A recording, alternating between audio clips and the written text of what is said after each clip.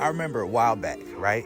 Because one thing to understand about a dominant sexual ego is that a dominant sexual ego is going to work in a couple of different ways. Either you're going to take the ego gratification of being too much for someone to handle, or taking the ego gratification and being able to teach someone to handle you, or to be able to teach someone to be able to receive you, right? One thing that I got to the point of in my life was I was in situations to where I could make women tap out, but they weren't having orgasms. Like, I might have sex with a woman and she be tapping out. It's too much. Oh, it feels too good. And then she'll act like she's scared of the pleasure. And what I realized is that, that only does but so much. You're not really doing something unless that woman is having those orgasms, unless that woman's getting into subspace, unless that woman's really opening up, unless that woman's receptive to you giving her that deep penetration where you touching, the back parts, the deep parts, the bottom of that pussy, unless that woman is really opening up herself to you to the point where her throat is open to your dick, you know what I mean? To the point where she can deep throat. Even if she throws up, it's like you don't care, she don't care. You just lost in the moment. You lost in the sauce. One thing you got to understand is that you got to stop settling for women tapping out. When you're prematurely integrated, you're dealing with a woman who's never had an orgasm, then sometimes your mindset is going to be, or at least if she told you that, your mindset is going to be, well, if no one else gave her one and she's tapping out with me, that means I'm the best up until this point, so that means that I'm good. When really you're still not fully sexually compatible yet.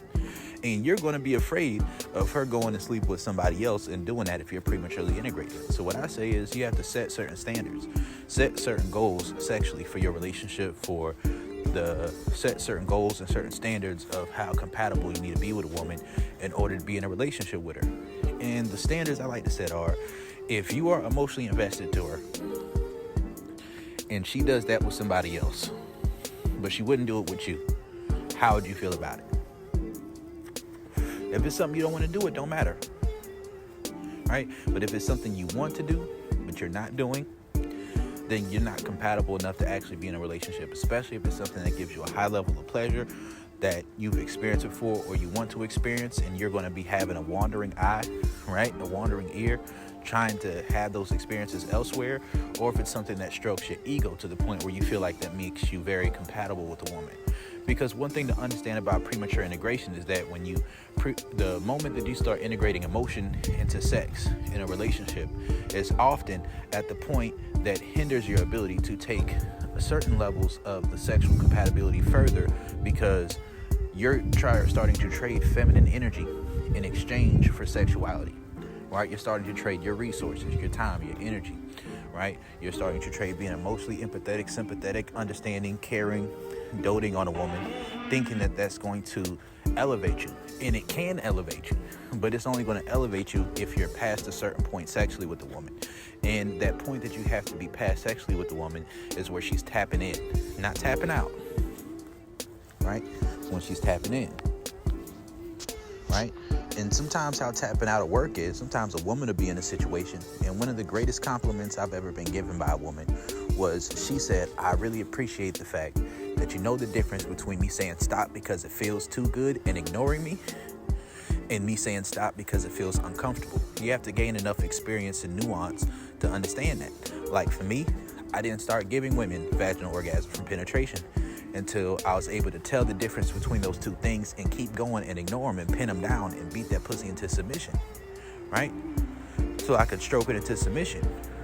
Another thing about tapping in versus tapping out is sometimes that's a laziness thing. Sometimes it's a matter of you've been hitting it for a while, you're starting to get tired. So when she starts saying, oh, hold on, she start tapping out, you give in because you're in a position where you're already tired, and that gives you an out.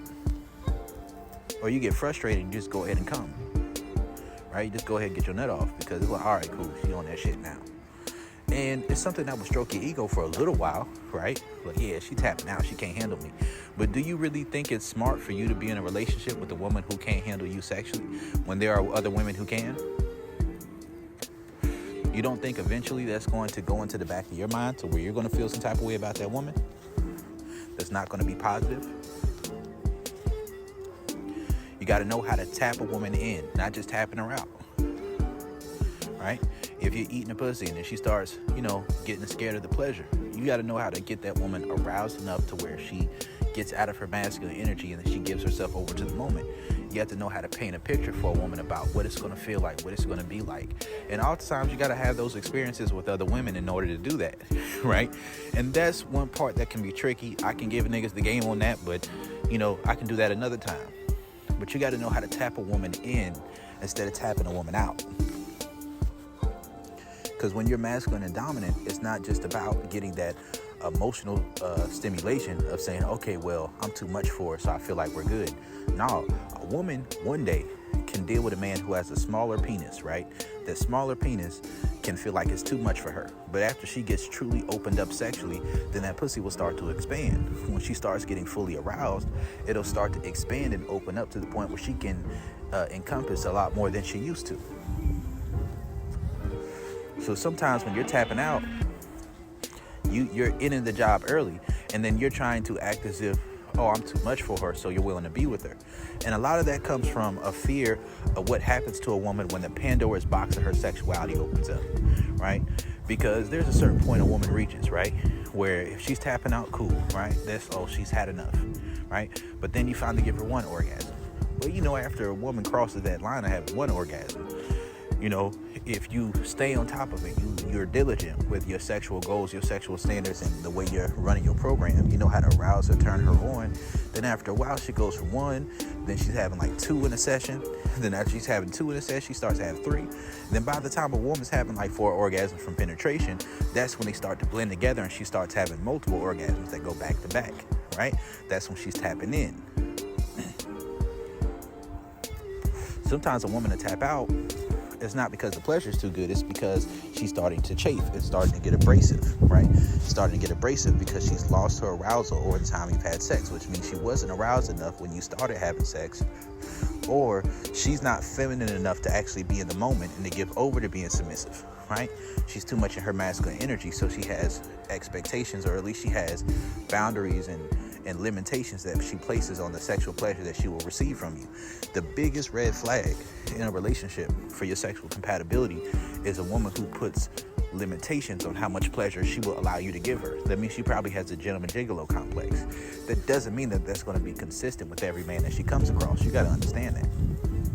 You just got to understand how it is in this day and age.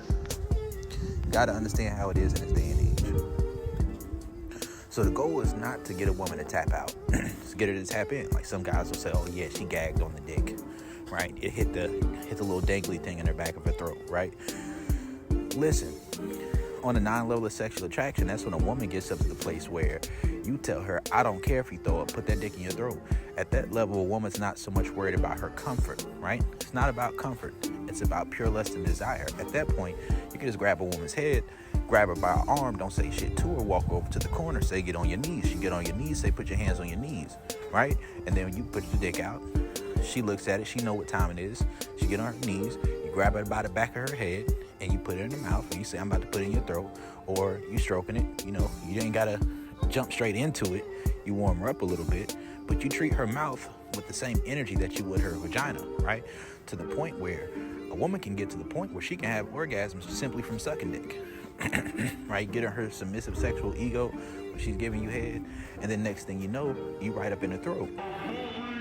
And if you get her ego boosted up on that type of thing to where she likes the fact she can be receptive to that, she starts taking pleasure in that, then now you're in more of a situation where she has more of an intrinsic desire to do it. Her ego's boosted off of it. She's almost to the point where, and even she gets past the point where she's experiencing pleasure from it, to where she enjoys to do it because she enjoys to do it. It's very important to understand, listen, if a woman can tap out, she can tap in, right? If she gets to the point where the pleasure is too overwhelming and she taps out, she has the capacity to tap in, right?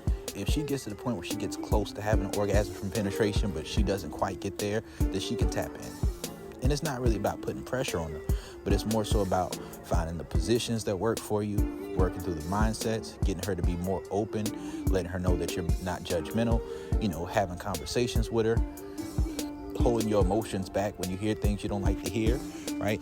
And when you go through those experiences with a woman, you can get to the place where through that process, find the right positions, find the right angles teach her to always angle herself towards the position, talk dirty to her, like, be my nasty girl, you my nasty bitch, right? You my nasty girl. You're gonna be a good girl for daddy, right? You're gonna be a good girl for me, right? Let it go. Just let it go. She says she's getting close. Sometimes a girl will tap out because she feel like she's gonna pee. You gotta explain to her, like, listen, that's squirt. And you gotta tell her that I don't care if it's pee or if it's squirt. I'm gonna say you squirted regardless. If you're losing control of your bodily functions when I'm fucking you, that's a good thing to me, right? If you sucking my dick and you go deep and you throw up, don't be embarrassed. I like that. I don't care. I don't give a fuck. And when you have that don't give a fuck attitude about certain things when it comes to sexuality, if a woman respects you enough and if she desires you enough, then the fact that you don't care is going to cause her not to care. Sometimes what it is caring too much about her social image, her social mask, caring too much about being a people pleaser, about how things are supposed to be, worrying about what you might think, but not trusting what you actually say about how you feel about things. And when you get a woman to the point where she shifts her desire for validation to you, and then you let her know that that's what you desire, that it's not going to bother you, right? That if she gets a little crazy, you know what I mean? If she gets a little into her emotions, you give her some good aftercare, you're there for her, right? And you go to that place with her, then you can open a woman up sexually, right? A woman is not open until she's tapping in. A woman can be tapping out, having the best sex of her life up until that point. That doesn't mean that she's fully sexually opened up. Until she's having multiple orgasms from penetration, right? Which means you're giving her at least some A-spot orgasms, some O-spot orgasms, G-spot orgasms, you know what I mean? Not just clitoris orgasms. Clitoris orgasms does not mean that a woman is sexually opened up. Because that's not vulnerable enough of a position. She probably masturbates like that already. So she still feels like she has a certain level of control that she has over the situation. It's not the same. If it was the same, then it would be a lot more than just 1/3 to 1/10 of women who can have orgasm from penetration alone. So unless a woman's having those experiences with you, she's not fully sexually opened up to you. There might be more than she's experienced up until that point in her life. And she might be honest about that. But it doesn't mean that she's fully sexually opened up. And you have to set your standards of what sexual compatibility looks like for you, right? If it's something that you would feel insecure that she did with somebody else, then make sure she does that with you. And go through those steps, go through that process, know how to open her mindset up to it, know how to paint that picture that gets her into that mindset, know how to set that vibe in a certain way to where you're seducing that woman, you're turning her on. And after you go through those steps, now you're in a position where you can open that woman up sexually, right? Sometimes you might get a little toxic with the shit, right? Say some nasty shit to her, get in her ear. And after you go through those steps, now that woman is sexually opened up. Now, what I will say about it is this: after it opens up, you got to close it up. Unless you're immediately done with her. Unless you're immediately done with her after you open her up. And I don't believe in giving women A-game dick first time you're dealing with them or very soon into dealing with them. But what I will say is this: after she opens up, sexually she starts having orgasms. It's important that if you're giving her guidance that goes along with it, that she's not dealing with other people during that time, because it can create a daddy versus father effect if you've begun to become emotionally invested during that time. Because understand that people grow sexually overall and in individual relationships. If she starts having orgasms with you, now she has a capacity to do that with somebody else. If you've opened her up to where she couldn't take a certain level of dick before, now she may be in a position where she starts chasing dragons. She might be in a position where she starts chasing thrills. And if she's chasing thrills, instead of honing in that desire for validation into you, receiving that guidance that comes with being opened up sexually in a way and on a level that gets her emotionally involved or gets her emotions connected to the sexuality, that's where you start to integrate. Sexual polarity, is a safe space for sexual integration. But so I will say that, that's not the time when you're going through that process of opening a woman up sexually for her to be fucking with other people. Because all it takes is the right curiosity, the right intensity, the right novelty of a situation for her to experience something new. And it could be just, maybe a big dick with a curve, could be a little one. It don't matter what it is, but just the fact that something's new could have a new effect on her if you've been dealing with her for a little while, going through that process of opening her up. That's why I do believe it's best to deal with women in a way to where they don't have to deal with other guys at the same time. Assume that they are, but if you get to the point where you're really opening a woman up sexually and you've been spending time talking to her, going through those steps, you don't want it to get to a point where she starts to trade in that desire for sex with you for also wanting your time and your attention, your energy, in a way to where another man offering sex without the time, attention, and energy feels more masculine to her, right? So, hey, this is Brody. Don't settle for her tapping out. Make her tap in. Brody, I'm out.